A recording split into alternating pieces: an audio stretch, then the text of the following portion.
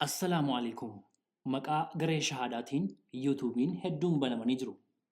YouTube'n garee shahadaa inni dhugaan youtube.com/@isamuraa.org jechuun nu argachuu dandeessu. Eegala tokko isaatiin inshallah booda irratti deebina wantoota hedduu wantoota akkana waan jedhan Tibbeessoo waa dubbiftee gaariidha wallahi hedduu waan dubbifne waan hadiisaadha waan tokko hin beektu agamma warri nabi Muhammad sallallahu bira jiranii miti warri hadiis odeessanaan jedha Abdullah ibn Abbas kan sii jedhu Ali Ifa kan sii jedhu kunniin barattoota nabi Muhammad sallallahu warra wajjin nyaatanii warra dhugan nuti hadiisa nama nabi Muhammad sallallahu bira taa'ee wajjin nyaatee warra irraa dhuge malee irraa nama tokko irraa yuun fudhannu hadiisa waan jedhamu Bukhari kati jettuun walitti qabaadha waan isa bira ga'e ka walitti qabeedha malee nama hadiisa odeessuu miti Bukhariin laysa raawiyan bal huwa mukhrij nama walitti qabu jaami' jedhama kitaabni isaatu walitti qabaa jechuudha waan hadiisaadha waan tokko hin beektu lammafaadha ammoo torban gaafa duraa gaafa marii lammafaadha sanii an qura'aan nan galchu jedhaatiin turte har'amu qura'aana keessa akka beeka zeddan hin beeku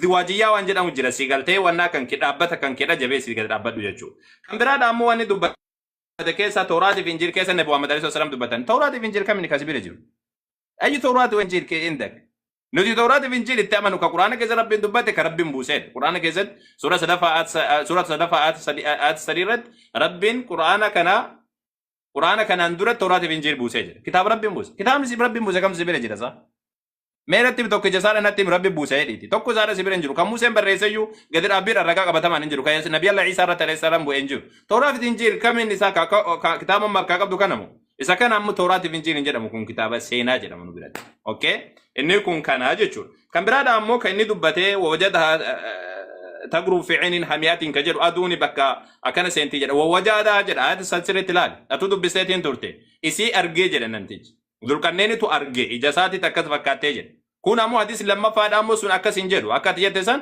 achitti dhiitiin jedhu yeroo dhiitu aduun arshi jala deemtee arshiin jalatti achi sujuuddii jedha ayyama rabbiin subhaanahu wa ta'ala gaafatti jedha arshi jala wagguu jedhamu arshiin hundaa ol jira nuti hundi keenya arshiin jala jirra Nabi Muhammad alayhi wasallam ka dubbate isa kana hadis bakka sana hadis sana illee sirreeffatu kan biraadha ammoo kan inni jedheetiin dubbate Nabi Muhammad alayhi salatu wasallam wa hafidnaa min kulli shaytaanir rajiim ka jedhu Surah Jafarat Rabbin subhanahu wa ta'ala dubbate shaytaan arrasi tiksine samii ka jedheeti Rabbin dubbatu isa kana maalidha jedhe isa waan inni jedhame irra hadeebu booduma gaafadhaani jechuudha kan bira ammoo nabi rabbiidha quraanni bilisaanin arabiin bu'ee jedhu maal macaafni kan keedha wannaadhaan dhufeesa ormifaan dhufeesa kan bira dabalataani nabi rabbiidha sallam liyaqtuluu kasi ajjeesuudhaaf kan jedhu isa kana illee maal jedheetiin dubbate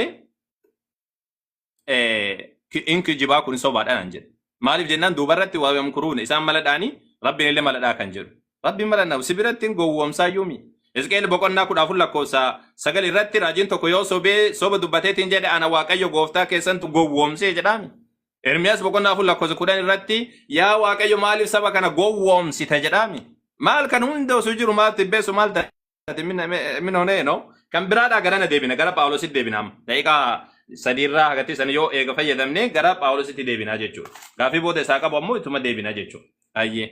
Tole bismillah. Daqiiqota haftee booda irratti ammoo shubhaa takka deebisaatiin deemna booda irratti qabadhasiisan. Bismillah.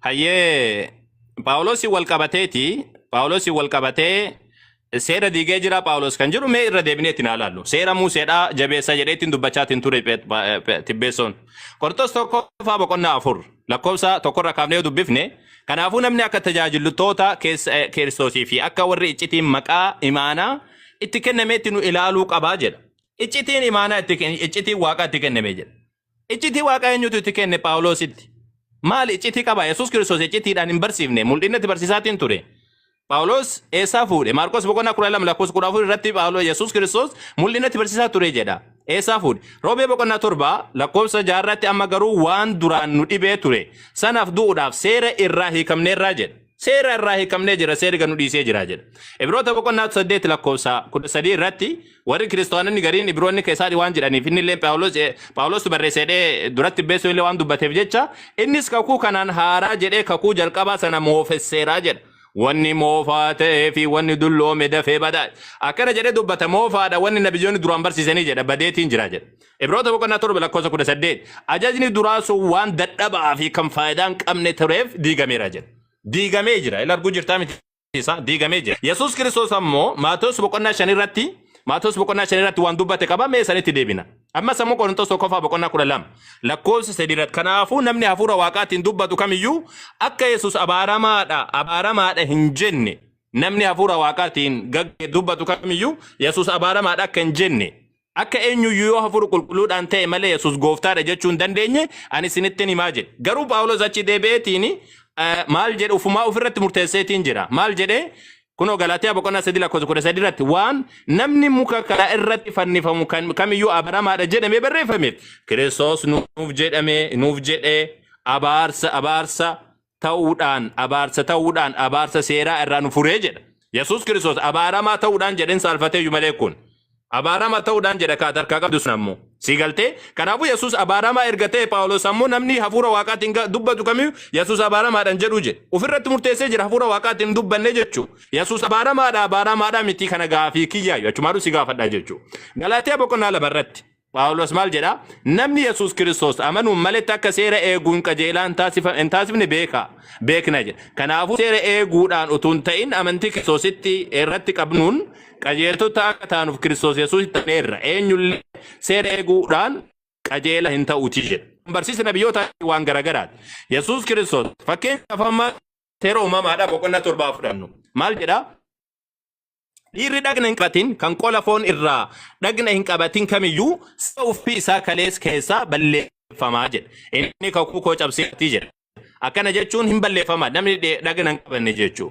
Garuu Phaawulos kana hunda diigeetiin biraa kute kan hunda isaatu jechuudha. Phaawulos wagguu dubbatu namni dhagna qabatu hundinuu akka guutummatti seera eeguun dirqama isaa ta'e anammallee namni mirkaneessaaf jedha. Isin warri seeraan qajeeltu taasifamuu barbaadan Kiristoos irraa gargar baataniirtu jedhan. Kitaanatu hatta hiriyaan isaa Galaatiyaa boqonnaa 2 irraa wagguu dubbatu osoo kitaananni wajjin deemaatiin ture hiriyaan isaa ka wajjin deemu jechuudha. Maatewos boqonnaa 5 irratti Yesuus Kiristoos ammoo isin waan ani seera yookaan raajota diiguu dhufe hin se'inaa ani isaan raawwachuudhaaf dhufe malee diiguuf hin dhufne jedha. Gasiiqee maal jedha? Kanaafuu namni ajajaawwan kanneen keessa xinnaallee diigu kan akka warri kaanis diiganiif barsiisu kamiyyuu mootummaa samii keessatti xinnaa jedhamaa jedha. Phaawulos jechuun xinnaa jechuudha yaa jara keenya xinnaa jechuudha. Inni ofii barattoota gadi xiqqoo siidhaaf gad buusuudhaaf jedhe garuu inni xinnaa jechuudha. Sini galtee miti isaa Yesuus Kiristoos abadan namni akkasitti xinnaata jedhamee tiyyaa jedha. Nama abaaramaa akka ta'e Yesuus Kiristoos mataan isaatu ni dubbataa jechuudha. Lammaffaadha ammoo barattoonni Yesuus Kiristoos Phaawulosin akkamitti akka laalan mee xiqqoo irra deemneetiin haa laallu. Tokkoffaa hojii ergamoota boqonnaa 15 lakkoofsa 39 irratti kana irratti wal dhabiinsi guddaan gidduu isaaniitti uumamnaan gargar baanii jedha. Barnaabaasis Marqoos fudhatee dooniidhaan Qephroositti qajeelee jedha. Asitti wagguu dubbatu Phaawulos maal jedha? Bultii gabaabduu booddee Barnaabaas mee kootu magaalaawwan itti dubbii gooftaa lallabne hundatti achi deemne wanna jedha. Barnaabaas ammoo Yohaannis isa Marqos jedhamu san fuunee deemne jennaan kanaaf adda baanee jedha. Kun soba. Akkamitti waan xiqqoo irratti namni ebaluun wajjin haa deemu irratti wallolee addaan ba'a. Phaawulos ammoo isa kanaa miti wanni guddaan waan ta'e immoo isinii mirkaneessa. Qorontos 2 boqonnaa 11 irratti namoonni akkana ergamoota sobaa hojjettoota nama gowwoomsan warra ergamoota Kiristoos fakkaachuuf geeddaraniidha jedhee jara warroota yeroo san jiru warra isa morman qeeqaatiin ture. Namoonni isa morman baay'ee zamana san keessa namoonni isa morman barattoonni Yesuus Kiristoos Yahudoonni warri Yesuusitti amanan baay'ee jiran. Fakkeenyaaf Xiimotewos boqonnaa 2 Xiimotewos 2 boqonnaa 2 irratti wantoota kanneen isin yaadachiisa waa'ee jechootaanis akka wal hin lolle fuula Waaqayyo duratti isaan akeekkachiisa. Wanni akkasii warra dhagaa ni diiga malee waan tokkollee hin fayyaduutii jedha. Isaan du'aa kan fakkeenya asin laal. Barsiisni isaanis akka dhukkuba gangiriinii bal'achaa deemaa jira. Eenyuun dubbii faayidaa hin qabne irraa fagaadhaa dubbiin akkasii ittuma caalchisee nama Waaqaa ta'uu irraa nama fageessaatii jedha. Jarri inni akkana jedhuun kun jara isa wajjin duraan turanidha. Hemeniyoos fi Fiilexoosiin faa jarri kunniin warra isa wajjin duraan turanidha. Laakiin guyyaa keessa akkasiidha. Galaatiyaa 1 irratti maal jedha sirriitti ilaali. Nus taanaan jedha yookaan yoo ergamaa Waaqaa samii irraa dhufe tokkollee wangeela nu kanaan dura isinitti lallabne sana irraa adda ta'e isinitti lallabe isin bara baraan haa abaaramuu jedha. Haa abaaramuu jedheetiin dubbata. Akkanatti kanaafuu Phaawulos akka malee akkanatti maal jedha ammas kun sirriitti ilaali. Akkana ariifattanii isa karaa ayyaana Kiristoos isin waame sana dhiisuudhaan wangeela bira duukaa bu'uun keessan baay'ee na dinqeeraa jedha. Ummata na dinqeeraa jedha akka malee jechuudha. Galaatiyaa 2 irratti yoo fudhatte ammoo jarri kun eenyuun faayooti jette keefaa waan dogongoree tureef yeroo inni Antookiyaa dhufetti afaan isaatitti isaa mormee jedha. Ifaan ifatti isaa mormee jedha. Keefaan eenyu? Phexros. Phexrosin mormee jedha. Erga sani hoo bandaa baasiyyuu itti fakkeessummaa isaatiin dogongorfamee ture jedha. Anis yemmuu akka isaan daandii dhugaa wangeelaa irra hin deemne argetti hunda isaanii duratti keefaan akkana jedhee jedha. Daandii wangeelaa irra jedhan deemanii jedha barattoota Yesuus Kiristoos. Barattoota Yesuus Kiristoosiin Phaawulos takkaa walii galeen beeku. Erga sani ammoo yoo achi siixeetiin jette yaa Tibbeessoo warri Eeshiyaa guutuun nagatanii jedheetiin dubbata. Sii galtee? Okay. Namoonni biyya Eeshiyaa keessa jiraatan hundinuu akkanarraa gara galan ni beektaa jedha. Okay. Daqiiqaan keessa